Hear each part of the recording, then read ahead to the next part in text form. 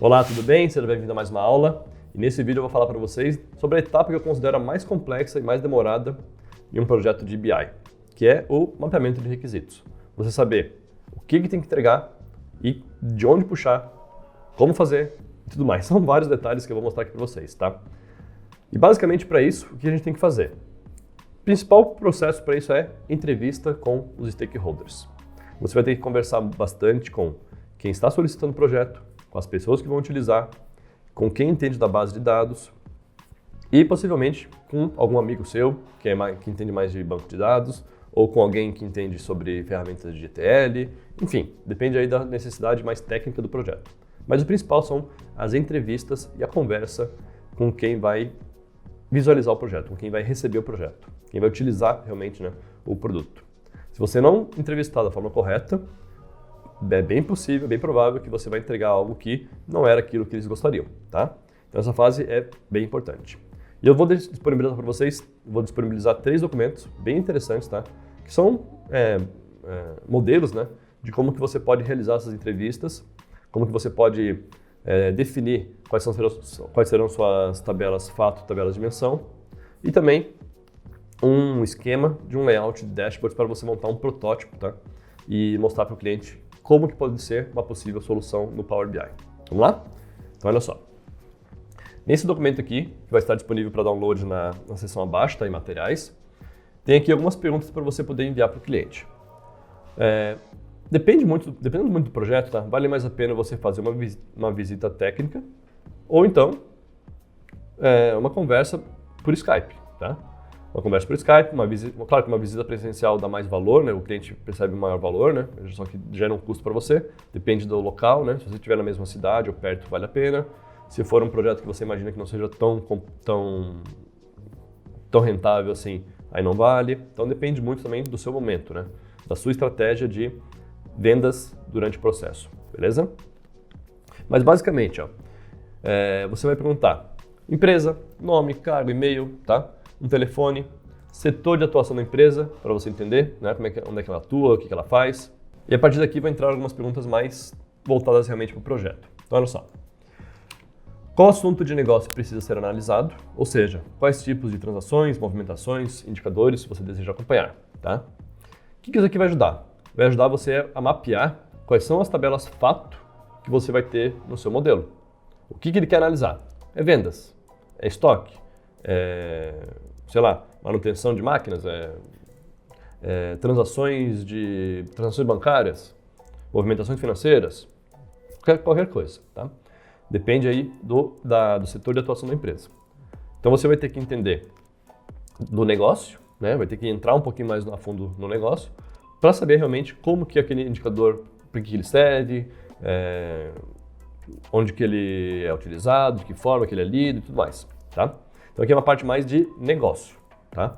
E com isso você vai conseguir já ter uma ideia, né? Eu vou ter que ter uma tabela de vendas, uma tabela de compras, uma tabela de pedidos, uma tabela de qualquer coisa aqui que seja as movimentações que ele queira acompanhar, tá? Aí depois você vai perguntar. Claro que não tem uma sequência lógica, né? Você pode adaptar à vontade. Por quais características, perspectivas ou qualquer outra palavra que você achar mais fácil, que você deseja analisar suas movimentações. O que isso vai ajudar? Vai ajudar a definir as dimensões. Eu quero analisar minhas vendas por vendedor. Quero analisar meu índice de contratação de funcionários por filial. Quero analisar minhas movimentações financeiras por natureza financeira, por conta bancária. Então você vai conseguir entender, né, quais são as dimensões que você vai ter que criar para acompanhar aqueles indicadores. Geralmente você usa aquela metodologia de 5W2H. O que é isso? Olha só. Eu procurei uma imagem na internet aqui que é o 5W2H. É você ter aqui, ó, uma movimentação, por exemplo, uma tabela fato, imagina, tá? Vamos pensar aqui no nosso processo dimensional, modelagem dimensional. E tem algumas perguntas, ó. What, o que, onde, quando, como, quanto, quem e por quê, tá? Então você consegue saber aqui, ó, com base nessas dimensões, o que foi vendido, onde foi vendido, quando foi vendido, como foi vendido, quanto foi vendido, quem foi vendido e o que foi vendido, né? Quem vendeu, na verdade, quem vendeu e por que aquilo foi vendido, tá? Então você consegue, através dessas perguntas, né, mapear certinho suas tabelas fato, tabelas de dimensão. Então voltando aqui para nossas perguntas, tá? Depois você pode perguntar o seguinte, ó. Descreva brevemente como que é o processo atual de geração de relatórios e análise de dados. E aí você vai entender como é que eles fazem as análises hoje. É no Excel, está conectado na base, faz somente via relatório, utiliza outra ferramenta de BI. E você tem uma ideia, né, de como é que é o cenário atual e o quão madura está essa empresa, né, no processo de análise de dados. Tá? Você vai ter uma ideia só de maturidade da empresa em relação à análise de dados. Tá? Na sequência, quais são os gargalos atuais no processo de geração de relatórios e análise de dados? E eles vão dizer daí o problema. Demora muito para processar. Não tem informações consolidadas. Não tem informações, elas estão espalhadas em vários locais. Vários problemas, né? Vários fatores para você poder querer melhorar esse processo, né? E utilizar o Power BI. E justamente a pergunta seguinte, tá? É essa, né? Para justificar por que o Power BI seria um bom investimento, né? Nesse processo, né, de análise de dados. Vamos imaginar o que eles querem de benefício com o Power BI. E aqui você pode ver de vez em quando algumas besteiras, né? Enfim, várias perguntas que o pessoal viaja e acha que é possível de fazer somente com o Power BI, ou enfim, acha que é simples, né? Então aqui você pode também perceber, né, se ele está ciente do que o Power BI é capaz de entregar. Que geralmente difícil do cliente saber já de cara. Você está induzindo ele aqui a responder algo que você vai só perceber qual que é a experiência dele nesse processo de BI e se ele conhece realmente o Power BI, tá? Na sequência, quais são as origens das fontes de dados, tá, no projeto? Isso é importantíssimo, né? Sem a fonte de dados, você não sabe, sem saber qual tipo de fonte de dados, você não sabe como buscar os dados, como criar o Data Warehouse, fica complicadíssimo fazer isso. Então é importante você saber de onde que vem as fontes. E na sequência você pergunta para especificar qual é o ERP, ou qual é o sistema CRM, qual que é a solução que eles utilizam, web, ou então também especificar, né, quais os tipos de banco de dados, tá? Se é SQL Server, Oracle, etc. Já é importantíssimo aqui a participação da pessoa de TI, que entende de banco de dados. Pode ser um DBA, pode ser somente um cara experiente em SQL que está lá na empresa, depende muito do tamanho da empresa também. Aí uma pergunta que é um pouco difícil de ser respondida, você pode até remover ela daqui, ó, mas se fosse respondida seria interessante, tá? Para saber estimar quantas tabelas do banco de dados estariam envolvidas na importação dos dados. Só para você ter uma ideia, são, sei lá, eu já faço algumas queries aqui e eu utilizo lá umas 10 tabelas. Então, com base nas queries que ele já utiliza, que geralmente o pessoal tem queries já prontas, né, no SQL ou no Oracle para fazer isso, você já consegue ter uma estimativa, tá, de quantas tabelas. Mas é melhor, claro, conversar com essa pessoa de TI, tá? Porque a pessoa que está te contratando provavelmente é um gestor, um coordenador, um diretor, que não entende tanto assim a fundo de banco de dados. Na sequência, continua com o pessoal de TI, ó. Quem controla o servidor de banco, né, e seus acessos. Se a empresa liberaria acesso remoto via VPN, importantíssimo aqui para quem quer desenvolver a maior parte do projeto de forma remota. Se você quer ter acesso remoto aí às bases, dificilmente o pessoal vai liberar acesso na internet, né, para o servidor. Ele vai liberar uma porta, por exemplo, liberar, enfim, um IP, é difícil, tá? Geralmente o pessoal faz acesso via VPN, tá? Então você vai ter que saber utilizar a VPN, bem simples também, na verdade, tá? Qualquer pessoa de TI consegue te ajudar nisso aí também, de infra, né, principalmente. Beleza? Em qual cidade seria a reunião dos projetos, né? Para você saber quanto tempo iria levar o deslocamento, quantas horas eu iria gastar durante o deslocamento, quantas horas eu iria... qual a distância, qual o custo, né, de viagem, tá? Aproximadamente, você tem uma ideia de quantos dashboards você imagina, né, que deverão ser entregues? E aqui também tem uma grande margem de erro, tá? Se você perguntar dessa forma, ele vai dizer, sei lá, 10, 15, 20. Só que é importantíssimo, né, montar junto com ele um protótipo. Depois que você definir, entender o negócio, entender de onde vem as bases, saber o que ele quer acompanhar, Aí você monta um protótipo com ele, de preferência presencialmente, né? Para mapear certinho quantas abas, quantos relatórios, quantas páginas, quantos dashboards você vai ter que criar. E para isso eu vou disponibilizar esse layout aqui também, ó, de dashboards, tá? Que é um esboço também, né? Tudo é um PowerPoint, ó, com os bloquinhos aqui, tá? Para você mostrar para ele, ó, meu estilo de dashboards é assim. Você quer seguir, quer que eu adapte, que tipo de informação que a gente põe aqui, o que a gente põe lá, quais os filtros, qual tipo de gráfico. É bom você induzir às vezes ele também, tá? As boas práticas. Porque ele vai pedir, não, quero um gráfico de pizza aqui, ó. Quero um gráfico de pizza gigante no meio da página com 50 categorias. Daí você vai dizer para ele, aí cabe a você, né, conseguir convencer ele que não é a forma mais adequada, não está dentro das boas práticas. E, geralmente o cliente vai aceitar, porque você é o consultor, tá? Na cabeça dele você entende do negócio de BI, ele entende do negócio dele. Então você tem que conseguir mostrar para ele quais são as boas práticas, né, e convencer ele de uma forma, claro, que amigável, a fazer de uma forma mais adequada. O pessoal também pede muitas vezes barra de rolagem, né? Quero um relatório gigante que vai até lá embaixo. Também não é a melhor prática. Quanto mais visuais no gráfico, pior, numa página, pior. Pior para performance. Beleza? Então, também vai estar disponível aqui embaixo para vocês.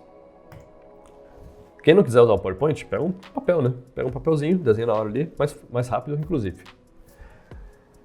Próxima pergunta, para você saber qual que vai ser o esforço na hora de publicar os relatórios, tá? Onde que o cliente vai querer visualizar? No portal do Power BI, no celular, no portal da empresa, vai ter que embedar em algum lugar, tá? Então, para montar os dashboards em celular, os relatórios em celular, você tem que adaptar, leva um tempo. Então, tem todas essas questões também. Quantos usuários irão acessar os relatórios? Isso é uma pergunta importante para você saber quantas pessoas você vai ter que treinar, né? Quantos usuários podem abrir chamado se você fizer um contrato de suporte, tá? Na sequência, você vai perguntar se os painéis devem ser filtrados de acordo com o perfil do usuário, perfil de acesso, para você saber se tem como você realizar isso via segurança a nível de linha, tá? Pode trazer algumas complicações, né? Algumas complexidades no momento de você definir as regras lá no RLS do Power BI. Tem que saber certinho, né? Se é possível filtrar de acordo com o que o pessoal está pedindo lá na empresa. E claro também, né? Qual que é a expectativa da empresa quanto à data de início da utilização do BI, né, em ambiente de produção. E aqui a gente vai dizer 10 dias, 15 dias. Também cabe a você, né, dizer para ele, não é tão simples, leva um tempo, vai ter que demorar, vai ter que fazer um protótipo, vai ter que fazer tal coisa, para conseguir, né, entregar aí em 3, 6 meses, né? Depende bastante da urgência do cliente, claro, e da complexidade do negócio, tá?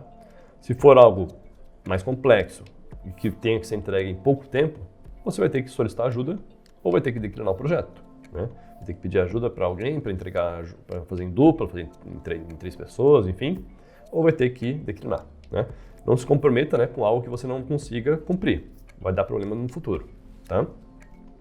Então, claro, esse como eu falei, né, um esboço, né, um modelo, não existe regra, isso é importante, eu sempre fico relembrar, tá?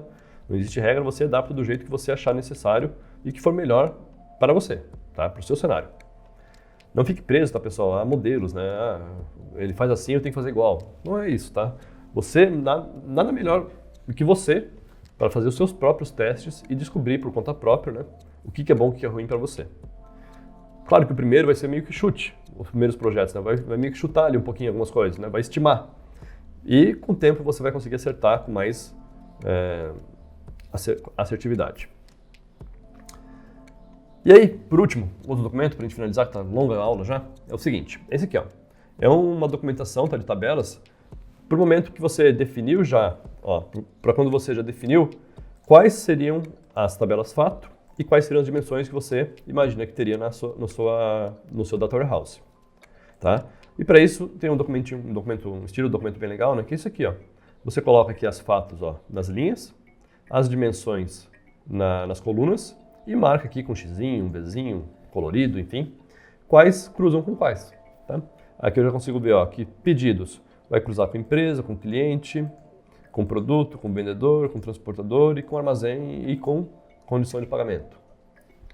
E assim você tem já um mapeamento, né, de quais são os relacionamentos que você vai ter no seu modelo no Power BI. Legal? E claro, dentro de cada abinha aqui, ó, tabela cliente, você define daí, né, quais são as colunas. Tabela, coluna, o tipo e uma descrição.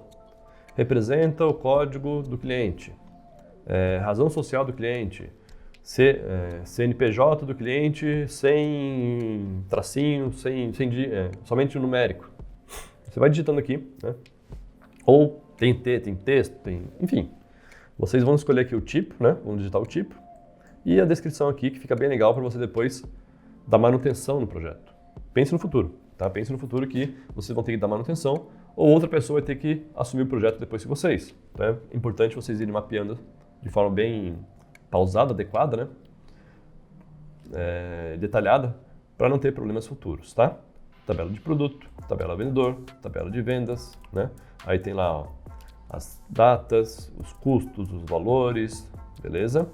Tabela de devoluções e assim por diante. Modelinho também legal, tá? Para você ter aí e mapear o seu DW. Beleza? Espero que tenham gostado, espero que tenha ficado mais claro. É importantíssimo fixar de novo, né? Que é uma tarefa complexa realmente, não é fácil, tá? Não é fácil. É custoso, exige tempo, paciência, muitas vezes, né? Para você poder mensurar o esforço de um projeto e depois daí elaborar, né, uma proposta e um eventual contrato de consultoria, tá? Na sequência, então, eu vou falar sobre como montar uma proposta, qual que seria uma boa ideia de proposta comercial e também um contrato comercial que eu vou entregar para vocês como modelo. Beleza? Vejo vocês lá então. Grande abraço.